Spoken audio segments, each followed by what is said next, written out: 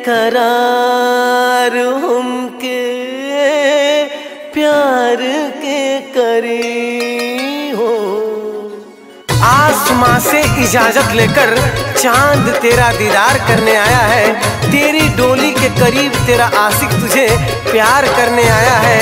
सजी डोली भी कहती होगी तेरे कान में धीरे से, वो देख तेरा यार तुझे फिर बेकरार करने आया है। के लूटी निंदिया के छीनी चैना के करी बेकरार हमके प्यार के करी।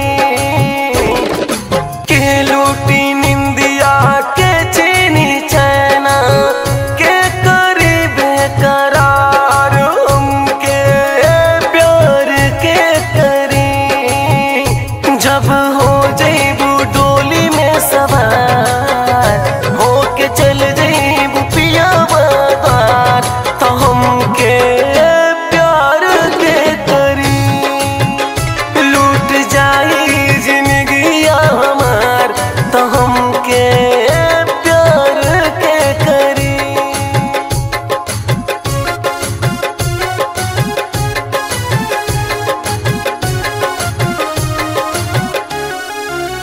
उसकी डोली से पहले गर उठे मेरा जनाजा, तो कुछ राज है दिल के न खोल देना।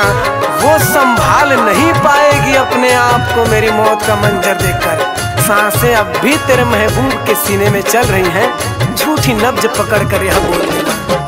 प्यार सिखैलू राह दिखैलू कैलू तू इजहार हो।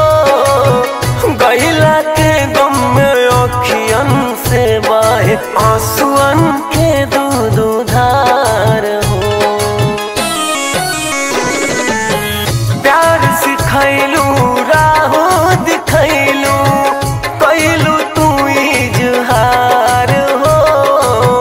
गैला के गम में अखियन से बाहे आंसुअन के दूध धार हो। के रूठी हमसे हमके मनाई के रूठी हमसे हमके मनाई के करी नैनाचार हमके प्यार के करी।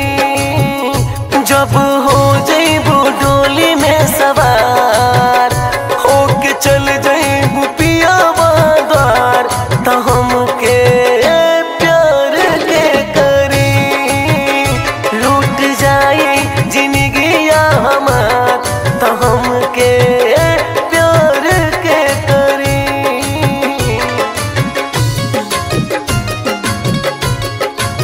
कितना अजीब वो नजारा होगा, किसी का जल रहा होगा घर, देखने में किसी को प्यारा होगा।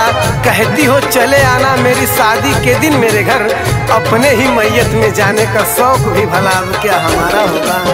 सपना रहे सजनमा बानी जानम जानम तुहार हो।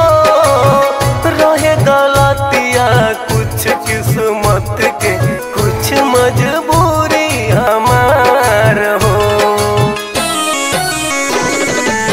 सपना रहे सजनवा बानी जानम जानम तुहार हो। रहे गलतिया कुछ किस्मत के कुछ मजबूरी हमार हो। गलिया चूमेला कोही के काटी, गलिया चूमेला कोही के काटी के रोई बार बार हमके प्यार के करी। जब हो जइबू डोली में सवार होके चल जइबू पिया बाजार, तो हमके प्यार के करी। लूट जाई जिंदगिया हमार, तो हमके प्यार के करी।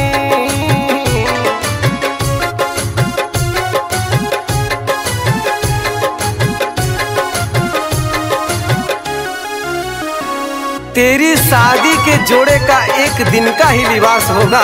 लौटेगी तो किसी दिन मेरी वीरान जिंदगी में ये आस होगा। बदलते मौसमों से मैं कह दूंगा न बदलो कुछ देर अभी, मेरा महबूब शायद ही कहीं मेरे आसपास होगा। ऊंच तरयन से कही के भेजी यार के आपन सनेस हो, खुश रहा खुशहाली में तुम जाके पियवा के देश हो। ऊंच तरयन से कही के भेजिया यार के आपन सनेस हो, खुश रहा खुशहाली में तू जाके पियवा के देश हो। राह सुहागन सदा सलामत, रोहित रतन इंद्रेश के बचत के करी जानी सार हमके प्यार के करी। जब हो जइबू डोली में सवार होके चल